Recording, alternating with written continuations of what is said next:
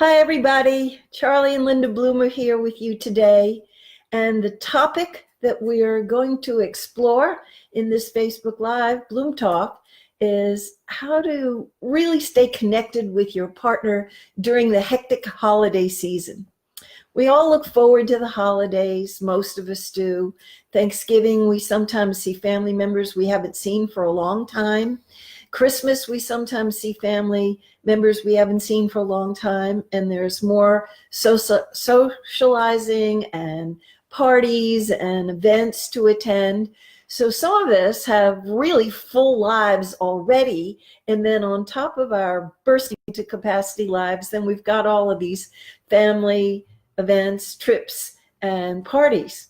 And it's challenging during that time to stay really well connected with our partner because of all of the competing urgencies.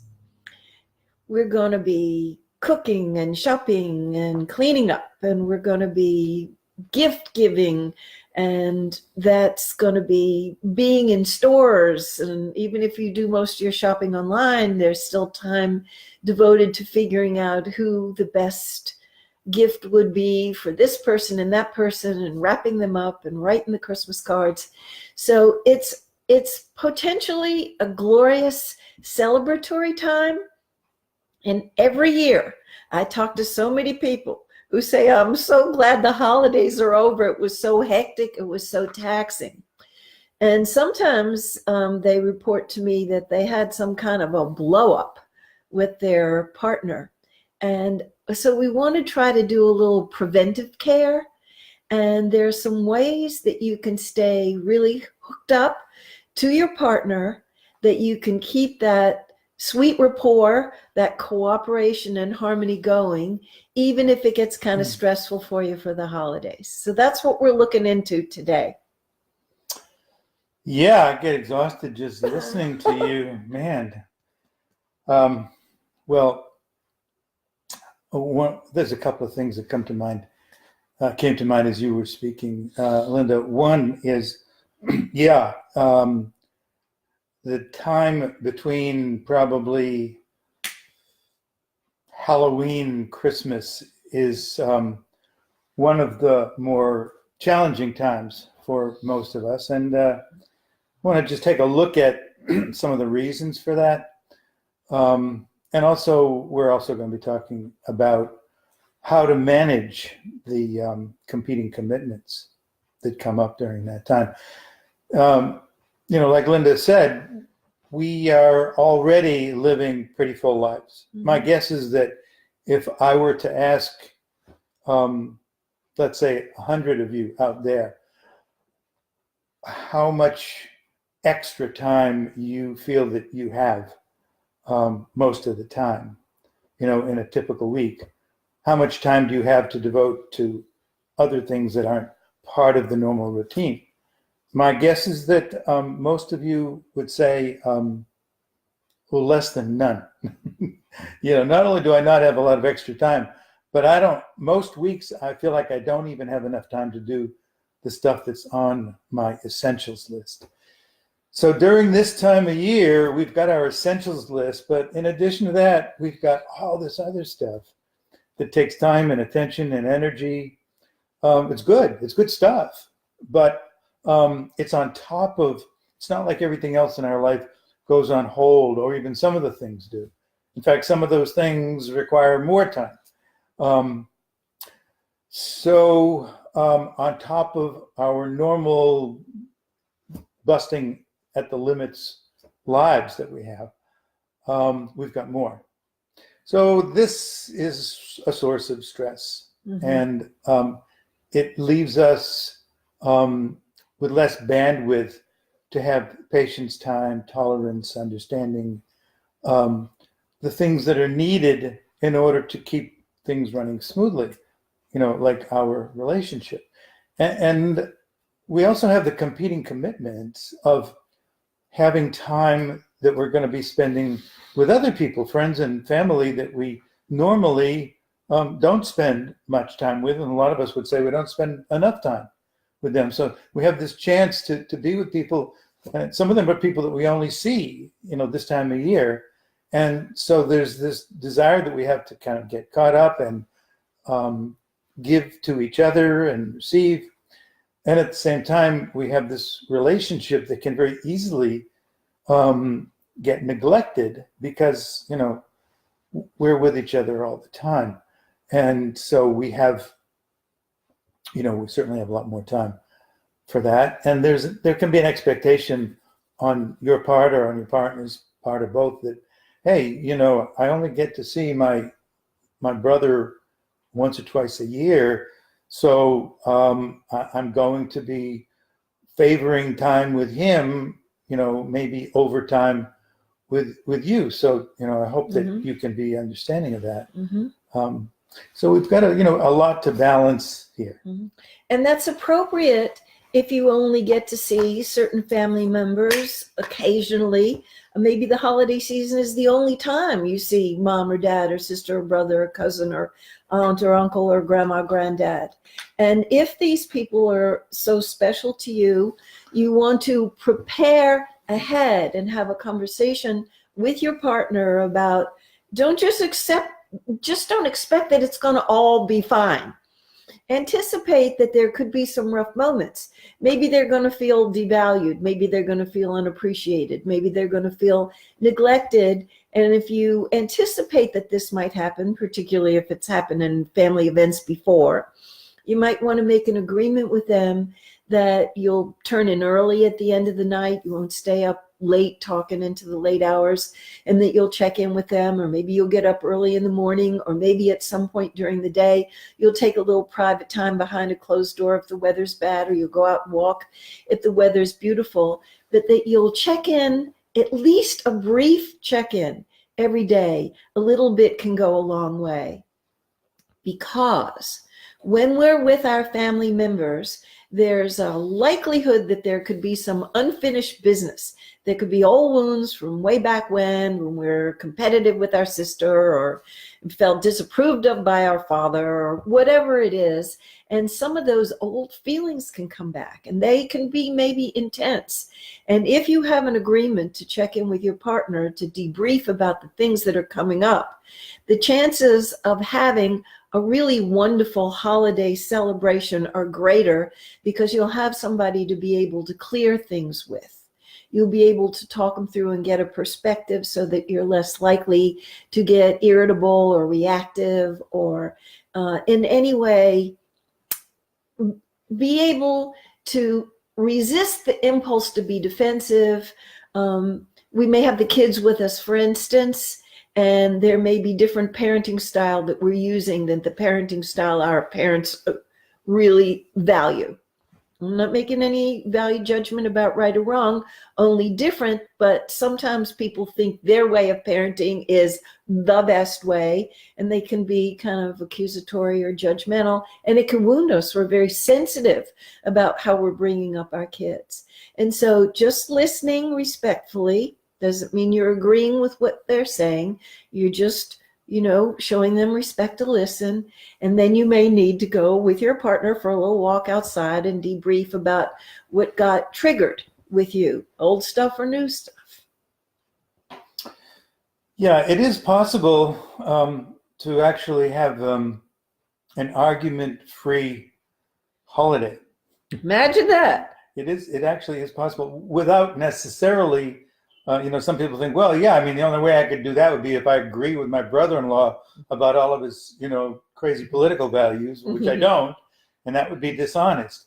But, you really don't have to. The choices are not either we argue or we disagree about the different views that we have.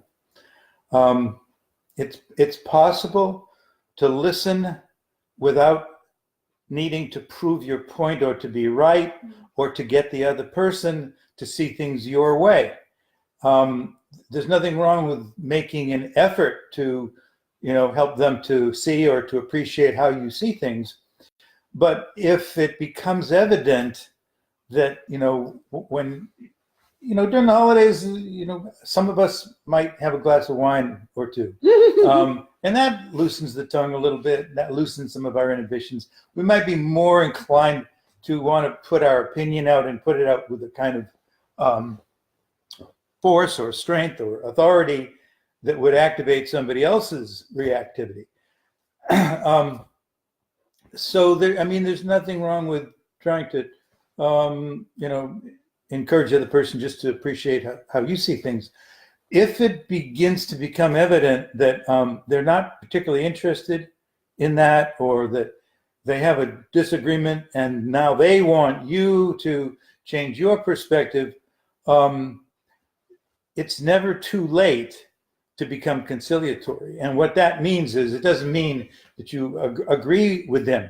It just means that you move from the intention to get them to understand what you feel and why you feel it, or why that's your view, but you move into an intention to understand how they see things and why that's important to them. To listen with an intention of understanding, rather than to listen with an intention of trying to figure out how you can, beat some sense into this stubborn person's attitude.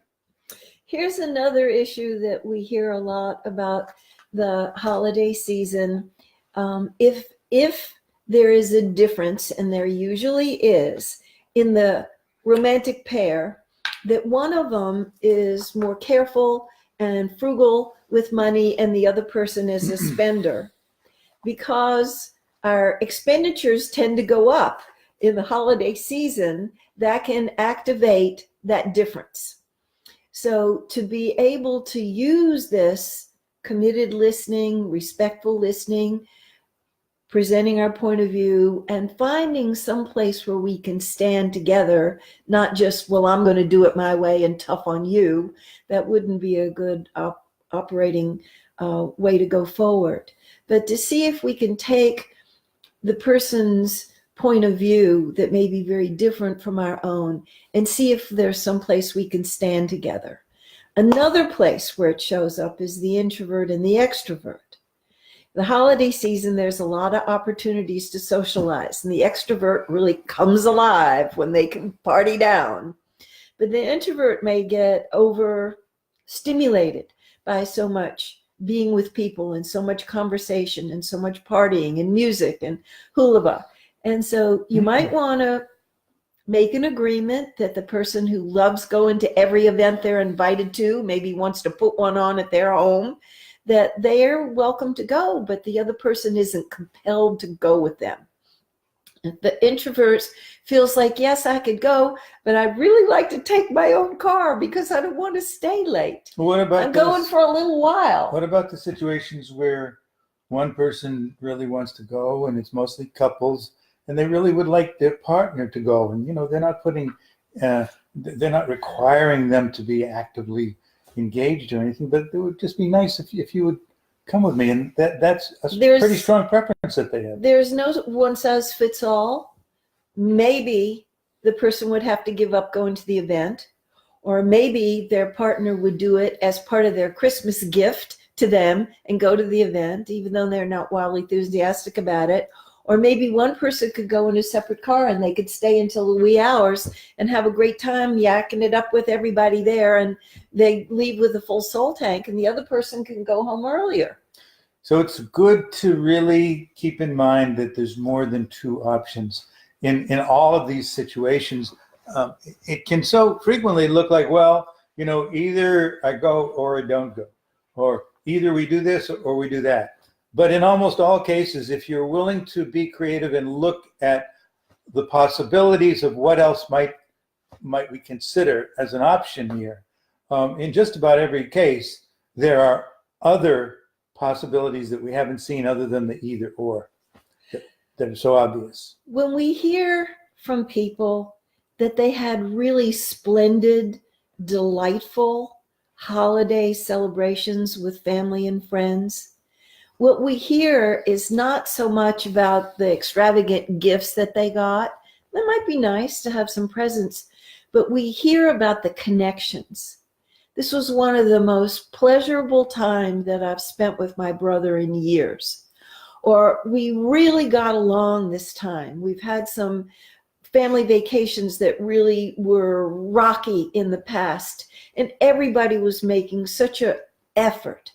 And I was loving being with my family so much.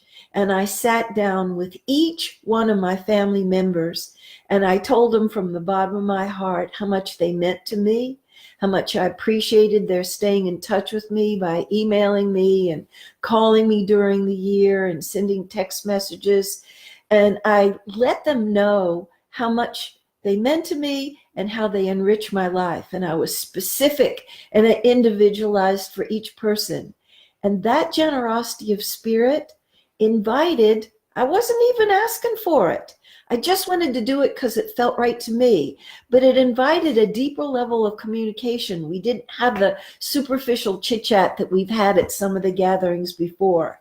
And it really was more important to me than any of the material things that were exchanged. So I'm going to play devil's advocate because You love to do that. Yeah, it's fun. You rascal. So not everybody can say that.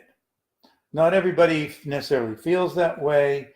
Not everybody would even respond to that in an appreciative way. Sometimes, you mentioned, Linda, earlier the thing about having incompletions from unfinished business from the past. And, we really value the whole notion of getting complete with people so that we're not carrying around a lot of old baggage and resentment and garbage that we don't need. And so we have more access to those warmer, more appreciative, more gratifying feelings underneath that stuff. But what about, the people who, maybe still have some of that there, and it certainly can very easily get activated in family gatherings. And what happens if we're in that kind of a state of mind that you're describing, but then, all of a sudden, maybe they've had one too many drinks, or maybe they just have not come with the same intention. And, they just kind of blurt out, that time when they didn't get invited to their cousins to your daughter's wedding or something, and, they still haven't really gotten over that yet. And they're still upset about it. And, we're bringing this spirit of conciliatory appreciation, and they're bringing a whole different intent. What do you do about that? I'm glad you brought it up, and you're absolutely right that there are going to be some people who are going to be gracious receivers and so happy that we were that present and that we spoke from our heart, and then there are people who are not available for it. And I think that we need to sort of feel into it, who might be willing to go there with us, and certainly not everybody's going to be available for that. But even the person who still is carrying a grudge and maybe pretty cold-hearted, they showed up. And, something small but significant, just like saying, I'm so glad that you're here, or it's nice to see you. I know you made an effort to come this long distance. It means something to me. So can you think, that's helpful, that's good. And can you think of an example of how you could respond if somebody just kind of dropped that grievance in your lap and then waited for you to apologize or to do something because they clearly were not complete with it? Just to acknowledge that you heard them and that you heard their pain, that they were hurt, and you can say, I'm sorry that it's still lingering for you and that you're hurt. And to acknowledge it, I don't think you necessarily have to knock yourself out to try to make up for anything, but acknowledging another person's discomfort, whatever kind of discomfort it is healing in and of itself, just that they got heard about it. And even the people who are grouchy and grudge holding and resentful, and they, hold on to that, just a thought away is they're wanting to feel valued, wanting to feel that they're an important part of the family, even though they, on some level, know that they can be difficult with their, angry, resentful attitudes and how unforgiving they can be. And so it's just a thought away. Do you know that there's something that you could find about that grumpy person to give them a stroke? No bull, something that's sincere, but it can really sweeten up the atmosphere of the event if you're deliberate about coming to the event, not out of obligation, not of duty, have to, or I'm going to be in the doghouse if I don't. Coming with a good attitude. And you may need to psych yourself up. Some of our family members are really difficult, but we can have a clean intention and a clear intention that we're going to do everything we can do to make the holiday season wonderful. And one of the best things that we can do is stay connected with our partner so that we can mutually support each other and be each other's believing eyes, that even in demanding circumstances, together with our commitments together, we can do this. So what are some examples of intentions that we can bring to this, to these gatherings? Like an intention to be helpful, the intention to be contributor, that you offer to make a dish, that you bring a dish, that you bring a bottle of wine, that you offer to come early and help set up, or you offer to stay a little late and help clean up, or you offer to come back the next day and clean up if you're nearby. Those are great. Those are behaviors. Mm-hmm. Those are practices. What about an internal intention about the experience that we want to create? What is it that we can commit to intending to experience for ourselves and others? Well, what are some of those the things? intention, and I think we've been talking about that, about the attitude, about bringing a positive attitude, about being bigger than the accusations or the blame or the criticism that may come from family members, to be bigger than that, to not be reactive. And so I think that the attitude that we bring is the most important thing. And we come with a clear intention that we're going to make our best contribution to be cooperative, be harmonious, to be celebratory with whatever event we're at. And maybe you have some ideas that you want to throw in. Well, I like that. I think, we talked a little bit about how to deal with the potential breakdowns that can occur. And I think intention is something that can help us to minimize the likelihood that there will be breakdowns. Of course, there's no guarantee that there won't, because we don't have control over, we barely have control over ourselves. We certainly don't have control over what other people bring.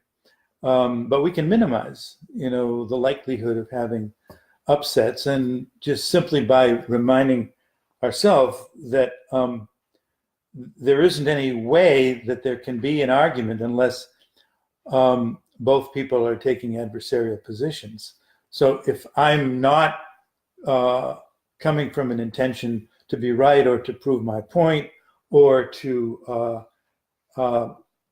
in some ways get people to behave or speak in certain ways, then I'm much more likely to bring forth from other people more openness, more understanding, more playfulness, feeling of trust and safety. So to really focus on what it is that we're going to bring, and I'm not limiting it to gifts or help in the kitchen. Not that there's anything wrong with that. But that's just a manifestation of generosity of spirit. Yeah. So the behaviors and the attitudes really count. I'd like to share with the listening audience something that was really useful for me, because I had one particular family member that would trigger me a lot. So when we would get together at family events, I had this little trick of the mind that I used to use that worked well for me. And I used to tell myself this might be the very last time I ever see this person. And this isn't just for our older relatives either. It could be any of them, because we're not guaranteed to have this person in our life indefinitely. Do you know? And that it puts a different complexion on things when you don't want the last contact that you had with that person to be cold or to be distant or to be disconnected, and certainly not to be angry and tense. And that used to help me calm myself down and say, just come from your highest self, come from your great self, come from your patient, tolerant, and accepting self, because it may be the last time you ever see them. That's good. That's powerful. Because it could be. And, you know, we certainly have had our share of experiences where there was a last time that we saw somebody, and we never knew that it would be. Yeah. And it could be at any moment. There was another thing that was enormously helpful for me with working with difficult relatives. I've come to the conclusion that we're all doing the very best that we can do at any given time with the level of consciousness that we've arrived at or haven't. And so when we look at people and think, well, they've got it to give me, but they won't give it to me, it really annoys us. It makes us angry with them. Yeah. But if we think they just don't have it to give, yeah, they're not as evolved as we wish they were. They're not as mature as we wish they were. They're not as responsible. They're not as conscious. They're not as loving. And if we can see through those kinds of eyes, we're less likely to find fault and get reactive about people. And I'm really convinced that this is true. And a lot of people cause a lot of harm. Some people are dangerous, and some of them we don't even want to get near them the holidays or any other time. We're going to love them from afar and wish them well from afar. But I do believe that people are doing their best. And that if we live with a growth orientation, we're always trying to have our best be as best as it can be. And one of the ways to practice, because being with family on the holidays can be like taking a final. You want to see how well you're doing with your personal growth, and you want to make a really good mark on this final exam. So be sure to prepare for it, have a clear intention, do your check-ins with your partner so that you can mutually support each other to field with whatever kind of stress is coming up. And just do your best to have a good time and come away from the holiday season saying, yes, I did it. We had a fabulous holiday. Well, speaking of which, we have a holiday coming up 2 weeks from today, Thanksgiving, and we will not be here with you on that day. I know you're going to miss us, and we'll miss you, but the good news is that we are going to be here next week. And the theme for next week is what? Who comes first? The romantic partnership or the kids? This is one of the real controversial subjects. And so we want to delve into this to invite everybody to come up with clarity about what they know to be true. And if you have blended marriages where you're each have each brought your own kids in, can be especially complicated, but workable. Mm-hmm. So we're going to be talking about some of the ways to deal with what seems like two competing commitments.